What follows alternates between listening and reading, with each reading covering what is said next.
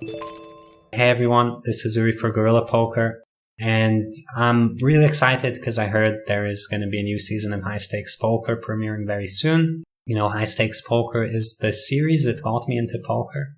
So the first time I actually played No Limit Texas Hold'em in my life, I was hanging out with friends and they tried to rope me into playing a sit and go with them. I was like, for like a $10 buy-in, and I told them, you know, guys, I don't even know the rules. Why are you trying to take my money?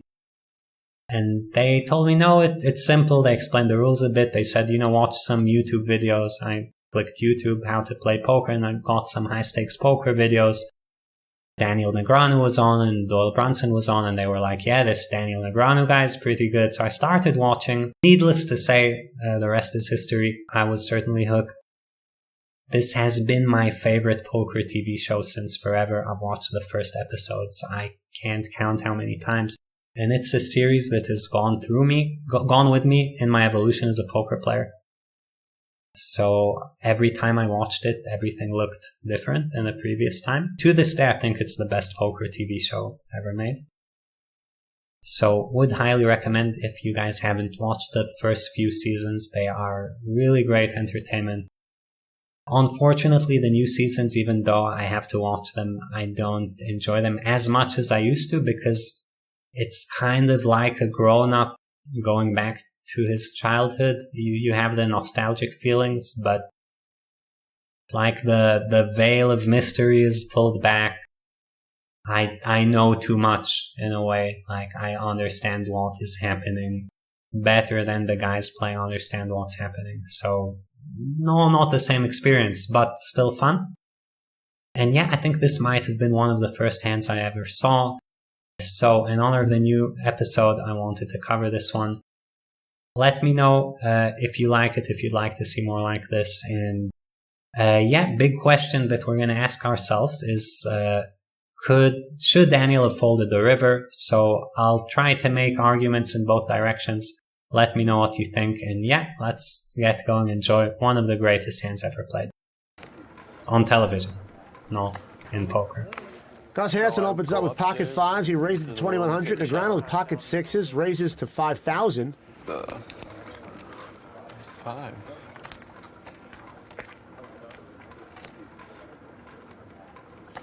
Action folds around to Esfandiari with his ace-queen. Out of position against Gus and Daniel Negreanu. That's exactly what Antonio is thinking about. He's out of position against Gus and Daniel. Okay, so we're going to pause quickly. Gus's raise is good. His raise size is good. Negreanu's 3-betting with an okay hand to 3-bet with it. It's a bit loose. His sizing is too small, but it is appropriate for back in this time period because back in this time period, people did not know how to play out of position well. So you could get away with 3-betting smaller. So pretty much, you know, not theoretically sound. You should in position 3-bet 3 to 4x in terms of size, not lower than that usually, unless you're very short. But yeah, good start for these guys. And of course, Esfandiari's hold is trivial, but it was not trivial back then when people didn't know anything. Ace queen, not going to put in 4,400 more. And Hansen calls it 2,900. Yeah, probably not. Flop comes 9, 6, Wow. 5. Oh, Both players have flopped sets. Daniel's got 3 sixes. Gus has got 3 fives. Gus is going to lose a lot of money in this hand. Only thing that could save him is maybe a 7 or an 8 coming up and slowing down the action on the turn.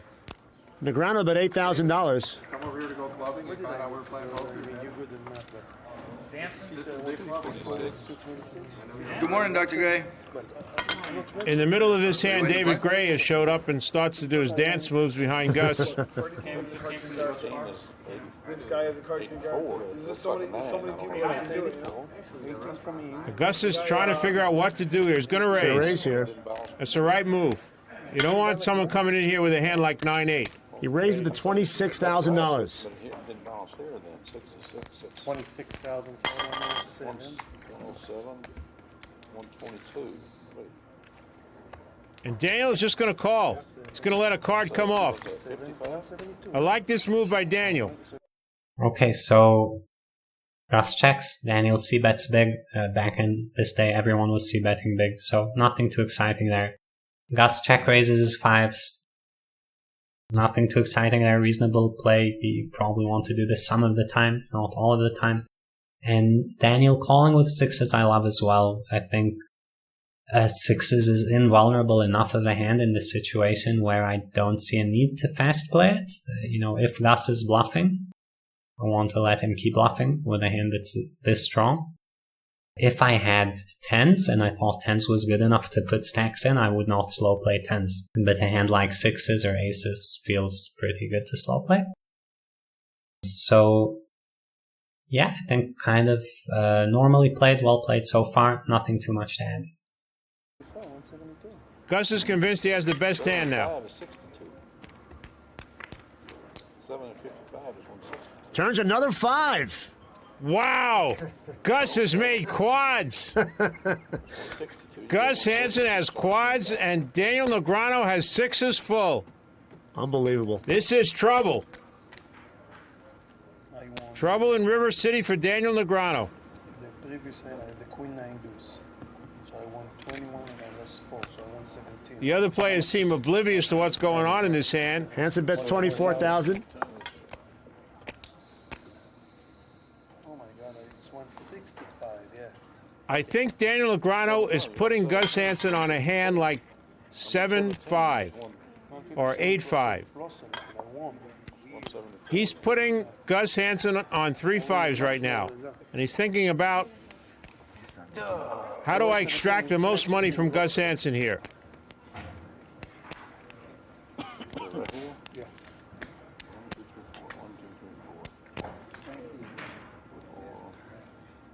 Gus is trying to appear as calm as he can with quads. 98, 99.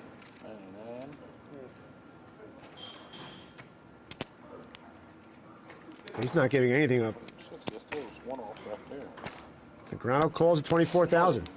Okay, so just gonna put this out there quick. I hate when people talk too much about the trivial parts of the hand. But Gus's bet of 24k is theoretically not a thing here. You bet bigger or smaller. Because you're always thinking, do I want to polarize and go with a very knotted range, or do I want protection and do it more merged? And 24k is neither here nor there. So not a very theoretical size. If you ask me what's going through his head, I'd say he wants Daniel to keep calling with queens. Check raise plus big bet is kind of scary, so he's sizing down just to make sure he keeps getting called on the turn. I don't think it's a lot deeper than that. Negreanu, just calling with his boat because Hansen doesn't look too strong, so let him keep firing with whatever he has. Maybe he has a straight draw. It's a straight with 3-4 suited on the river, or, no reason to scare him away. Now calls at 24,000. Daniel's slow playing his full house. Daniel thinks he has the best hand. And the river's at 8. Both players like that card. Right there, I won 17. Both players want the other player to make a straight. And Gus checks his quads. Okay, so then you won 17 here. Great play by Gus. You lost 2. I lost 2. And I lost 2. And Barry won 4. Now, if Gus did have 7-5, Gus has made a straight here. And right here, I won 17. The main thing is Daniel feels he has the best hand. And there's no reason he shouldn't feel he has the best hand. 174. Okay, that's where I make a mistake. Okay. He's feeling the right amount to bet is $65,000. $65,000. So that's 96. I'm all in. 65. Huh? I'm all in. 160. How much more is it? That shocked Daniel. Wow. Count. Okay, so this is a cool part of the hand. This is a part where I have to do my analysis. So, hope you guys enjoy it. Like I said, I've been thinking about the hand for years. So I'm going to analyze this from a kind of theoretical perspective, because I think that trying to soul read people is tough. It's a chaotic situation. You don't know anyone's preflop range, and you don't know where Hansen is going to draw the line in terms of thresholds. Is he going to check shove with bluffs? Is he going to check shove with a straight? You really don't know, right? So what's his range to check raise flop, bet turn small, check shove the river? Is it bluffs and value? It's tough to say. So we're going to do a more old school analysis of where is Daniel in Daniel's range. To do this, I'll show you guys two different ways to do this, but we need to start with Gus's range. I think a good place to start is the turn. So Gus check raised flop and then bet turn under half flop. What type of range makes sense for that? Okay, after calling a 3-bet. So I think one type of hand is kings or aces. Check raise flop after slow playing and then under bet turn because the hand's not that big. And then these hands would of course check the river. Of course 9s, 5s, 6s, 6-5 suited, which turns a boat, 7-8 suited. You could throw 7s and 8s in there for Gus. I think those would be a bit of a stretch both for the check raise and for the turn bet. So I like keeping the range like this. And to me this is a reasonable approximation. Maybe you throw in like ace-5 suited here, but ace-5 suited would not check raise super often, so I don't know. Of course, this implies Gus was not bluffing with a 5 on the flop, and not bluffing with 7s or 8s on the turn, or a 7 on the turn, like he can't have a7.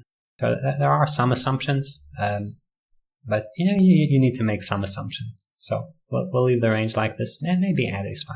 Actually, we'll have just one ace-5 combo because I think it's not too reasonable to have that often compared to the other hands. And similarly, I guess we'll have just half of the aces and kings combos. Okay? If Gus gets to the river with this range, which hands does he check on the river? Because Daniel needs to start. We need to build a value betting range for Daniel. And option 1 would be to say, well, I think Gus is going to check kings and aces and ace-5 always and probably bet everything else. Okay, so we would go ace-5, kings, aces.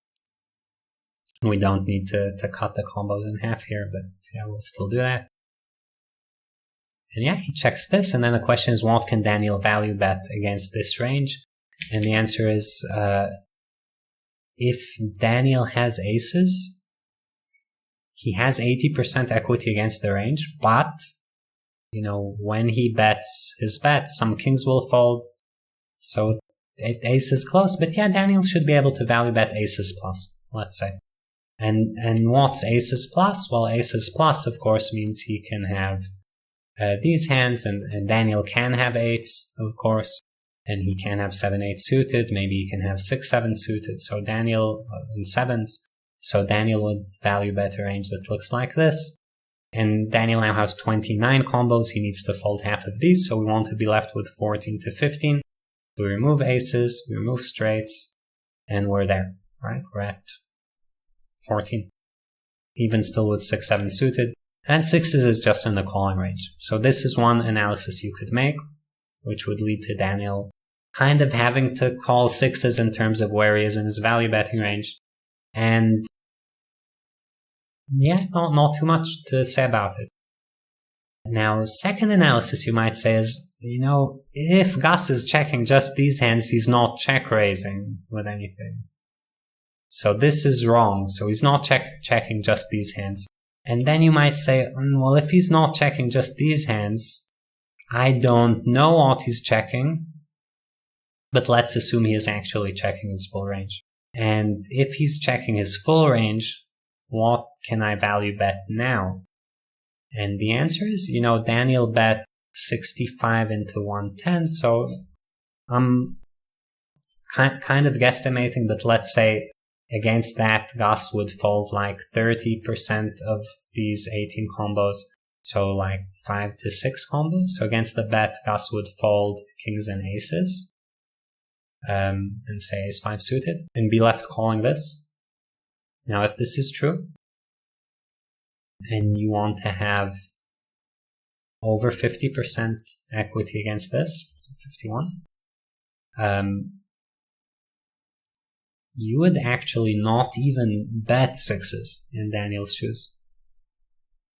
Which is amazing to think about. Like, if Gus is checking his full range on the river, sixes is not good enough to value bet, because Gus is not calling you with his aces or kings, and he gets to fold straights. He doesn't have that many straights, and then it's just boats, and if you have sixes, all the boats beat you.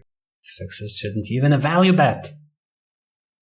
So obviously it should fold, right? Because even if I widen things a bit, right?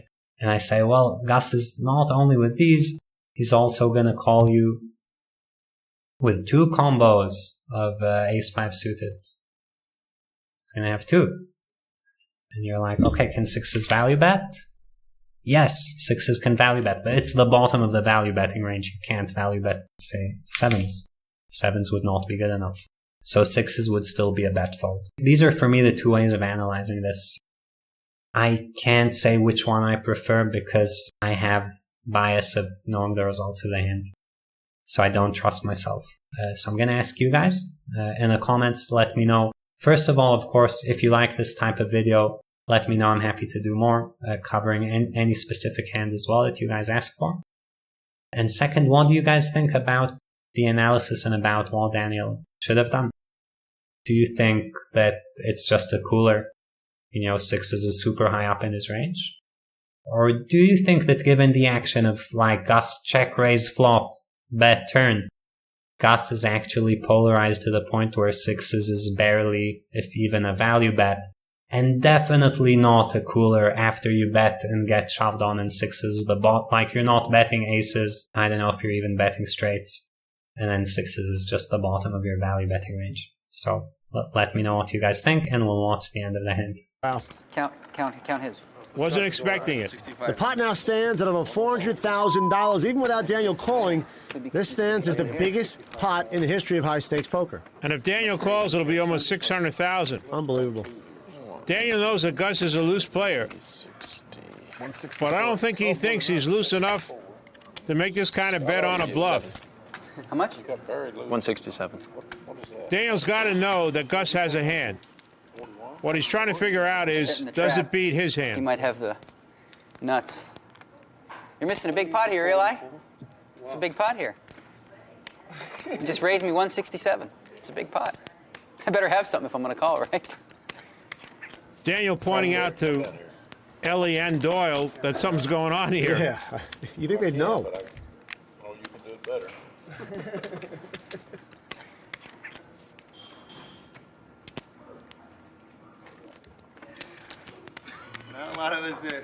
Buddy, this is if I lose this pot, it's a cooler, so can't feel too bad.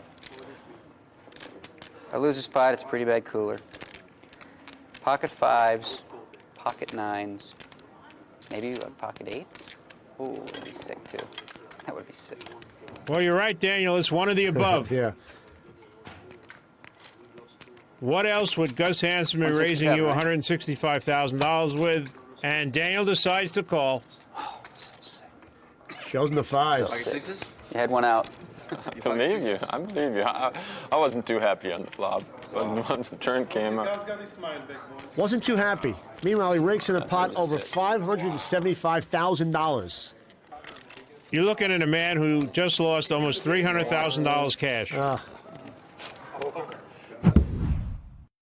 I don't know, amazing hand for me. This is part of the reason I got into poker. Happy to hear your reasons, guys. If you guys have a hand that got you into poker or a show that got you into poker, hope you guys enjoyed the video. I'll see you next time.